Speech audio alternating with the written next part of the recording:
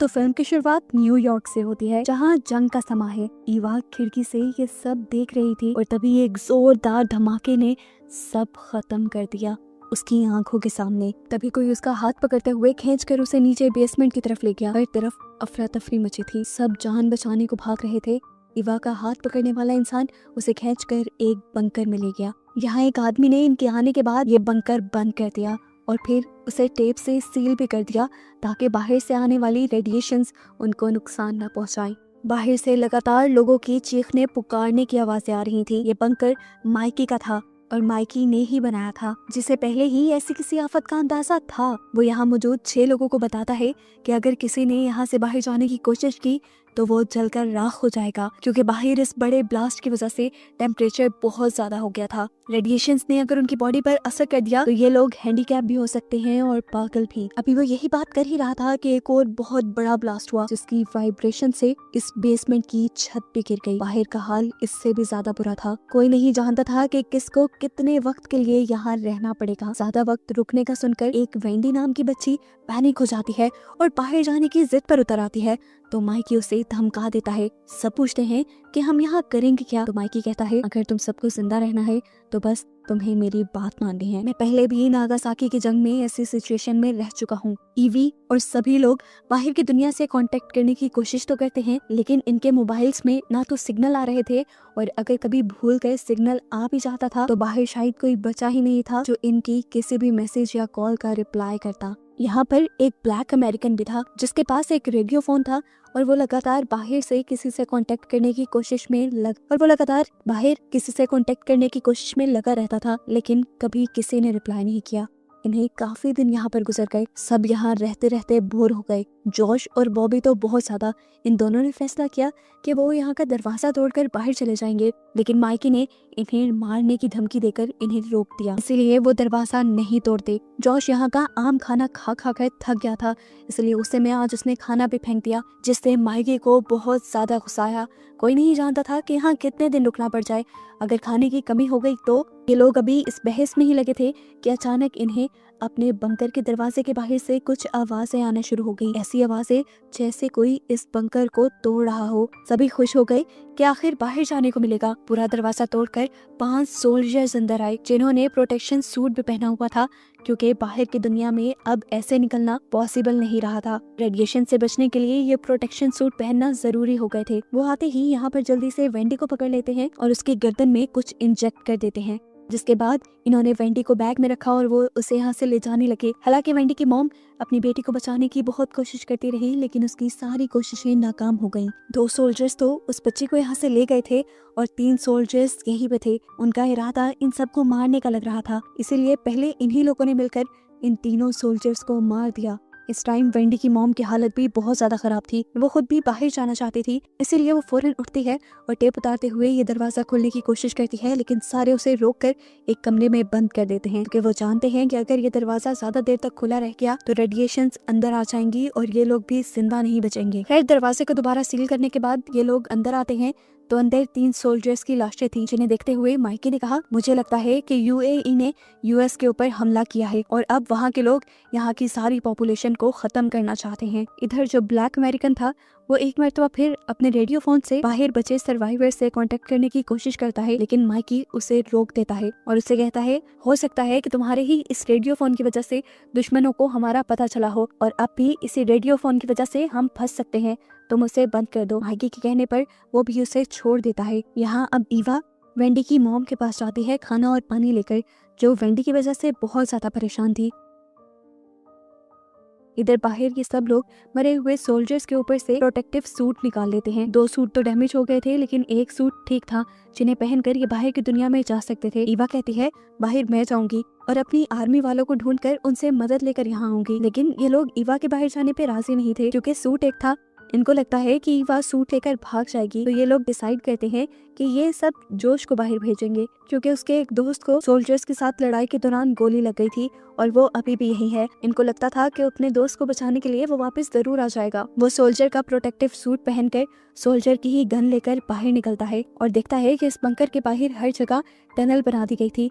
वो इस टनल से होता हुआ एक ऐसी जगह पर पहुंचता है जहां उसी के जैसे सूट पहने हुए काफी सारे लोग काम कर रहे थे। ये किसी किस्म की लैब लग रही थी जहां पर ये लोग रिसर्च कर रहे होंगे। जॉश ऑब्जर्व करने लग गया कि आखिर यहाँ पे ये कर क्या रहे होंगे। उसने देखा कि लैब में बच्चों के बाल रखे गए थे और काफी सारे कैप्सूल्स के अंदर बच्चों को कैद करके रखा गया था। ये सभी बच्चे बेहोश थे और इन्हीं बच्चों में वेंडी भी मौजूद थी। वेंडी को देखकर वो थोड़ा सा इमोशनल हो जाता है और उसे बाहर निकालने की कोशिश करता है और उसकी इस हरकत से यहाँ पर मौजूद बाकी लोग पहचान लेते हैं कि जोश उनकी टीम का मेंबर नहीं है। इससे पहले कि ये लोग उसे पकड़कर मार देते, जोश भागता हुआ अपने बंकर की तरफ आता है। लोग उसका पीछा भी करते हैं लेकिन जल्दी से जोश बंकर के अंदर आकर ये लोग अपना बंकर बंद कर देते हैं। जोश की हालत काफी बुरी हो रही थी, वो बहुत ज्यादा इमोशनल था, रो रहा था। वो सबको बताता है कि बाहर कुछ नहीं बचा। रेडिएशन से बचने के लिए टनल में लोग रह रहे हैं और बाहर बच्चों के ऊपर एक्सपेरिमेंट भी किए जा रहे हैं। वो अब रोता हुआ वेंडी की मॉम को देखता है और उनसे सॉरी कहता है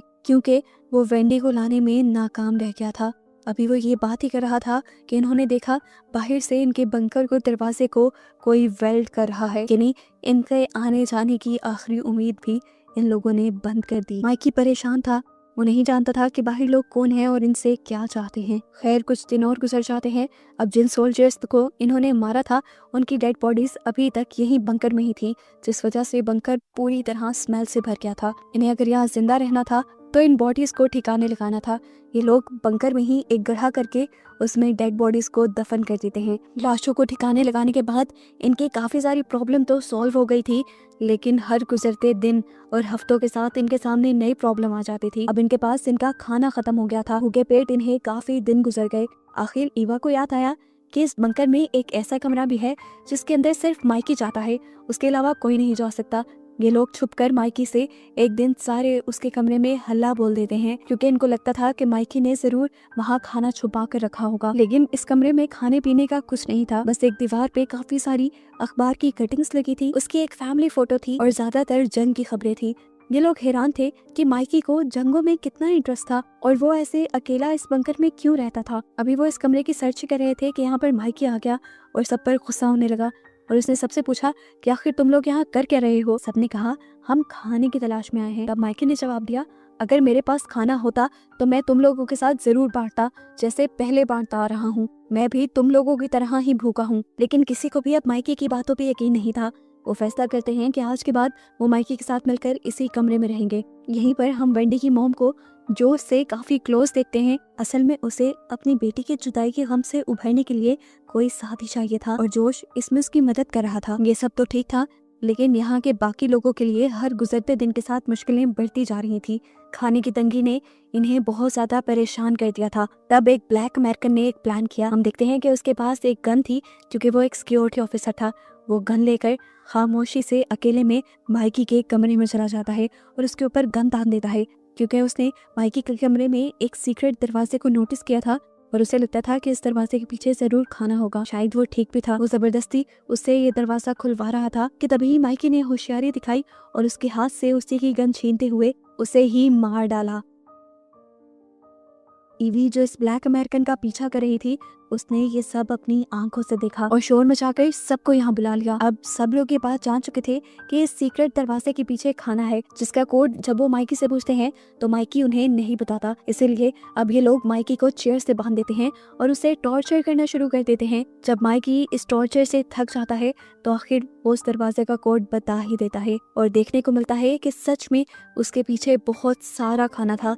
इनके पास अब तकरीबन 1 महीने की खाने की सप्लाईज आ गई थी। एक मसला हल हुआ ही था कि दूसरा सामने आ गया। बाहर की रेडिएशंस अब अंदर फैलने लगी थी और इनके दिमागों पर असर करने लगी थी। ऐसे में जोश और उसके दोस्त के अंदर बहुत ज्यादा एग्रेशन भरा आया। इन लोगों ने सब लोगों को बाहर निकाल कर सप्लाईज वाले कमरे में कब्जा कर लिया और अपनी जरूरतों को पूरा करने के लिए वो वेंडी की मोम को अब्यूज करने लगे। यहाँ पर बस एक ही लड़के की कंडीशन ठीक थी, जोश का भाई जिसे गोली लगी थी, और वो अच्छा भी था। वो ईवा की मदद कर रहा था स्टेबल रहने में। माइकी को आज तक इन्होंने बांध रखा था, जिसने इन सबको शेल्टर दिया था। वो ईवा की मिन्नतें करता है कि प्लीज मुझे खोल दो, मेरा यकीन करो, मैं तुम्हें खाने के बारे में बताने वाला था पर वो सब उससे पहले ही हो गया। अगर तुम्हें मुझ पर यकीन नहीं तो मैं तुम्हें एक और राज बताता हूँ। सप्लाईज वाले रूम में मेरी एक गन भी है, अगर तुम चाहो तो वो ले सकती हो उसकी मदद से तुम जोश और उसके दोस्त की मनमानी भी खत्म कर पाओगी और उनकी गुलामी से भी आजादी मिल जाएगी। ईवा को माइकी पर यकीन तो नहीं था, लेकिन वो गन उसे चाहिए थी, इसीलिए वो उस लड़के को अपने साथ मिलाती है जो उसका हाथ पकड़कर उसे बंकर में लेकर आया था। ये दोनों प्लान करते हैं कि वो लड़का सप्लाईज वाले रूम में जाएगा गन लेने के लिए और ईवा पीछे से जोश और उसके दोस्त का ध्यान भटकाएगी। अंदर रूम का सीन दिखाया जाता है जहां जोश और उसके दोस्त पूरी तरह पागल हो चुके हैं। उन्होंने अपने बाल भी काट लिए, यहाँ तक कि उन्होंने वेंडी की मॉम को भी मार डाला है और इसके बाद भी वो उसकी डेड बॉडी को यूज करते हैं। ईवा जब अंदर आई तो वेंडी की मॉम की ये हालत देखकर बुरी तरह डर गई। इससे पहले कि ईवा कुछ करती या यहाँ से चली जाती, वो देखती है कि जोश सप्लाईज वाले रूम की तरफ बढ़ रहा था। उसने जोश का ध्यान भटकाने के लिए उसे अपनी तरफ अट्रैक्ट करना शुरू कर दिया, लेकिन जैसे ही जोश ने अपनी लिमिट्स क्रॉस की तो उसने जोश को दूर कर दिया और इससे जोश को बहुत गुस्सा आया। उसने ईवा के ऊपर हमला किया और उसके साथ जबरदस्ती करने लग गया। इतने में ही हमने देखा कि ईवा के साथी ने गन भी हासिल कर ली थी, जिसे वो लेकर बाहर आ गया। अभी वो गन लेके बाहर निकला ही था कि उसके सामने जोश का दोस्त आ गया, जिसके ऊपर उसने एक गन तान दी। यहाँ जोश जो ईवा के साथ बुरा करने की कोशिश कर रहा था, डर ही ईवा को उससे जोश के भाई ने ही आके बचा लिया और ऐसे में ही ईवा का दूसरा साथी जोश के दोस्त को गन पॉइंट पे लिए उसके सामने आ गया। बंदूक अभी भी उस लड़के के हाथ में थी। ईवा जोर से चलाई कि जोश को मार दो, लेकिन वो घबरा गया। उसने गोली तो चलाई, लेकिन वो जोश के बजाय जोश के अच्छे भाई को लग गई और वो वहीं मर गया। घबराहट में अब उसके हाथ से गन भी गिर गई थी। जोश का साथी अब जल्दी से इस लड़के के ऊपर हमला कर देता है और इससे पहले कि अब वो कुछ भी करता, ईवा गन उठा लेती है और सामने वाले आदमी के ऊपर हमला करके उसे मार देती है। यहाँ जोश अपने भाई की मौत के गम में पागल हो चुका था, इसीलिए वो गुस्से में खड़ा होता है और ईवा के उस साथी को ही मार देता है जिसने गलती से उसके भाई को मारा था। वो ईवा को भी मारना चाहता था, लेकिन ईवा वक्त रहते ही भागकर माइकी के पास आ गई और उसने माइकी को खोल दिया अपनी मदद के लिए। माइकी ने आजाद होते ही दूर से आते हुए जोश के ऊपर गोली चला दी और मरने से पहले जोश ने भी यहाँ पर आग लगा दी ताकि उसके साथ साथ ईवा और माइकी भी मर जाएं। अब बंकर में चारों तरफ आग फैल रही थी, बचने का कोई रास्ता नहीं था। तभी ईवा को याद आया कि एक मर्तबा माइकी ने उसे बताया था कि इस बंकर से बाहर जाने का एक रास्ता है जो सीवरेज से होकर गुजरता है। वो भागकर जाती है और इस बंकर में मौजूद एक प्रोटेक्टिव सूट उठाकर जल्दी से पहन लेती है। माइकी के आने से पहले जिस कमरे से इन्हें भागना था उसका दरवाजा ईवा ने पहले ही बंद कर दिया था। माइकी बाहर से उसे खड़काता रहा, लेकिन ईवा ने खोला नहीं और इस तरह माइकी समझ गया कि अब उसका आखिरी वक्त आ गया है। वो आखिरी वक्त में अपनी वाइफ और बेटी को याद करता है, जबकि यहाँ ईवा को दिखाया जाता है जो सीवरेज लाइन के जरिए अब बाहर निकलने में कामयाब हो चुकी है। बाहर आते ही उसने एक खौफनाक मंजर देखा, तबाही का। चारों तरफ धुआं ही धुआं था, आलूदगी के बादल बने हुए थे। ये शहर अब पूरी तरह तबाह हो चुका था और उसे कहाँ जाना था ये भी उसे नहीं मालूम था। और बस यही सब तबाही दिखाते हुए ये कहानी यहाँ खत्म हो जाती है।